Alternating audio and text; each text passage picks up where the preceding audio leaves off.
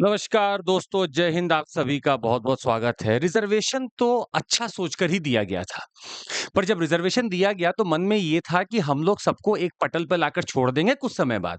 पर ये रिजर्वेशन का पॉलिसी चलता ही चला गया। आज ये एक पॉलिटिकल एंगल ज़्यादा बन चुका है, ना कि सोशो इकोनॉमिक।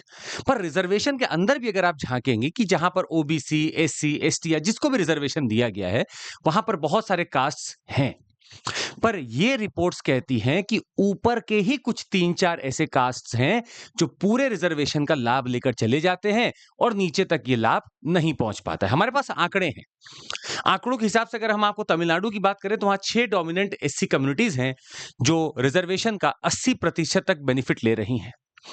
पूरे भारत की अगर आप बात करें तो सर 1200 से भी ज्यादा हमारे पास शेड्यूल कास्ट्स हैं, पर उन सब में डोमिनेंट महज कुछ 20-30 ही हैं। मतलब इन्हीं 20-30 को बार-बार फायदा मिलता है। बात सिर्फ तमिलनाडु की नहीं है। अगर आप आंध्र प्रदेश में भी देखेंगे तो मडिका कम्युनिटी है जो वहाँ की 50% से ज़्यादा एससी की पॉपुलेशन है, पर इनको लेसर एक्सेस मिला हुआ है क्योंकि बाकी के जो एससी कास्ट होंगे वो वहाँ का बेनिफिट लेकर चले जाते होंगे। अब आखिर किया क्या जाए? रिजर्वेशन को तो हम पूरा ही हटाने की कोशिश कर रहे थे। लोग बोल रहे थे कि भाई अब तो सबको एक पटल पे लाना है, पर अभी भी जब नहीं आ पा रहे थे तो रिजर्वेशन रहना ज़रूरी है। पर ऐसे रिजर्वेशन का फायदा क्या कि जब नीचे तक लोगों तक पहुंच ही ना पा रहा हो। बहुत सारी कमिटीज आई।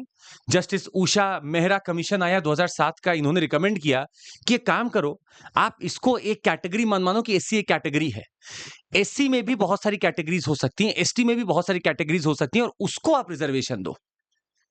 जस्टिस रामचंद्र राजू कमेटी भी आई थी आंध्र प्रदेश में। इन्होंने बोला कि एससी कोटा को स्प्लिट कर दो और अलग अलग आप रिजर्वेशन दो।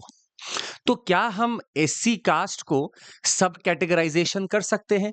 क्या हम एसटी को सब कैटेगराइज कर सकते हैं? ये बड़ा कानूनी सवाल उठा, कॉन्स्टिट्यूशनल दाव यहां पर खेला गया। अब आइए हम आपको लेकर चलते हैं एक ऐसे ही राज्य में जहां पर अखबार में लिखा proud to have made history. हमने इतिहास बनाया है जिसके लिए हम बहुत ही ज्यादा प्राउड हैं। क्या किया ऐसा?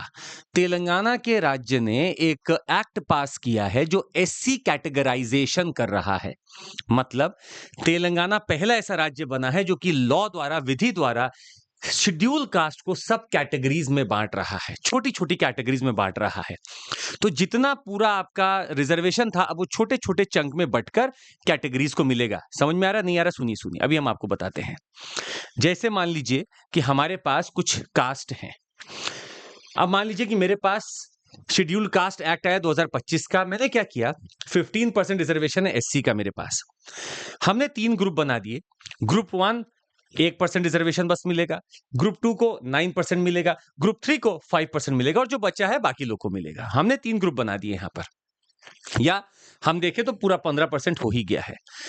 ग्रुप 1 को बस 1% रिजर्वेशन मिलेगा जिसमें कि 15 सोशो इकोनॉमिक बैकवर्ड क्लासेस हैं और ग्रुप 2 को 9% मिल रहा है, 18 सोशो इकोनॉमिक बैकवर्ड क्लास है। मतलब 15% के भीतर ही ग्रुप 2 को 9% रिजर्व्ड है।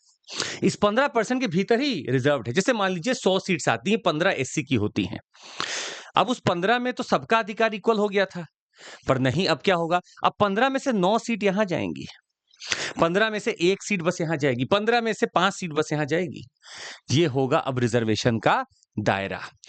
खैर, ये हुआ कैसे और क्या ये गलत है सही है, अभी चर्चा करते हैं, पर पहले हम कुछ आपको बताना चाहेंगे। देखिए, अगर आप हमारे साथ जुड़ना चाहते हैं सर, तो फ्लैट 60% ऑफ और अप टू 12 महीने तक एक्सटेंशन आपको मिल रहा है। तो आप जब कोर्स लेते हैं ना तो 12 महीने तक और पढ़ सकते हैं आप हमारे साथ, और 60% ऑफ भी मिल रहा है। मतलब दोगुना कोर्स भी करेंगे और 60% ऑफ भी लेंगे।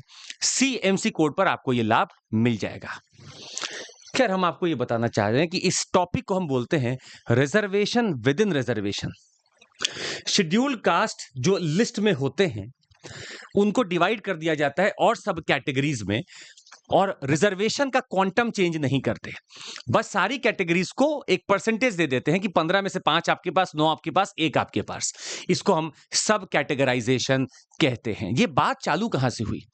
हाल ही में एक जी रोहिणी कमीशन आई थी जिसने कि ओबीसी में सब कैटेगराइजेशन करने की बात की थी। आपको पता होगा ओबीसी में क्रीमी नॉन क्रीमी लेयर का फॉलो होता है फॉर्मूला, पर जो नॉन क्रीमी लेयर है उसमें भी सब कैटेगराइजेशन करने की बात की गई थी। तो नॉन क्रीमी लेयर को भी यहां पर जजमेंट में एक ओपिनियन आया था कि क्रीमी नॉन क्रीमी लेयर को एससी एसटी में भी फॉलो कर सकते हैं, हालांकि उसको लागू नहीं किया गया। पर हम आपको एक चीज दिखाना चाहेंगे और समझाना चाहेंगे सर। हम आपको लेकर चलना चाहेंगे ईवी चिनैया केस में। 2004 का जजमेंट है ईवी चिनैया केस, जहां पर बोला गया कि एससीज हो, एसटीज हो, वो एक होमोजेनस ग्रुप है। आप उसमें भेदभाव नहीं कर सकते, उसमें आप कैटेगराइज नहीं कर सकते।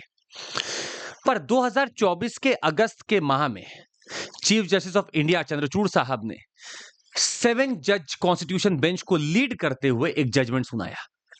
इस जजमेंट में उन्होंने साफ कर दिया कि देखिए, हिस्टोरिकली भी अगर आप देखें तो शेड्यूल कास्ट एक होमोजेनस क्लास नहीं है।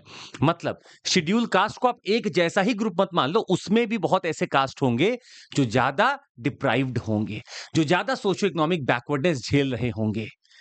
तो होमोजेनस क्लास नहीं है, शेड्यूल कास्ट हो या शेड्यूल ट्राइब हो। अब अगर होमोजेनस क्लास था तो आप एक जैसा रिजर्वेशन दे रहे थे, सबकी फाइट वही थी।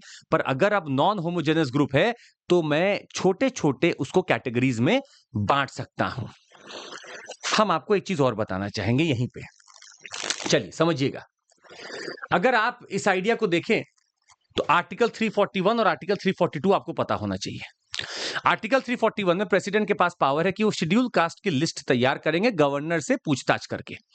आर्टिकल 342 में शेड्यूल ट्राइब की लिस्ट तैयार होती है। अगर हम अपने आप को इस समय शेड्यूल कास्ट पे ही रखें तो हम आपको बता दें कि क्या सब कैटेगराइजेशन करना आर्टिकल 341 का उल्लंघन है?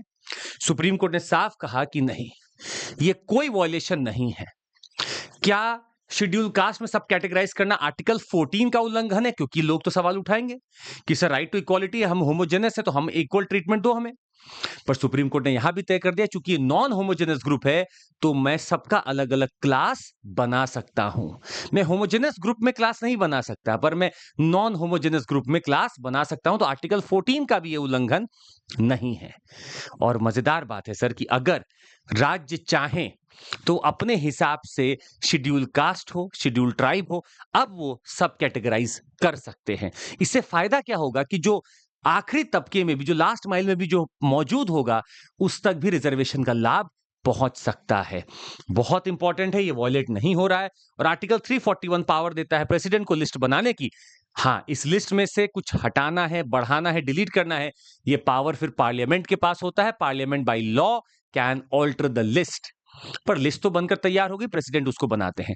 अब ये लिस्ट सारे आपके राज्यों के पास रहती है। राज्य चाहे तो इसको सब कैटेगराइज कर सकते हैं, जैसे तेलंगाना ने किया। हालांकि राजस्थान ने 2022 में कोशिश की थी, पर उसको चुनौती दी गई थी। अब शायद वो करेगा तो सक्सेस हाथ लग सकती है।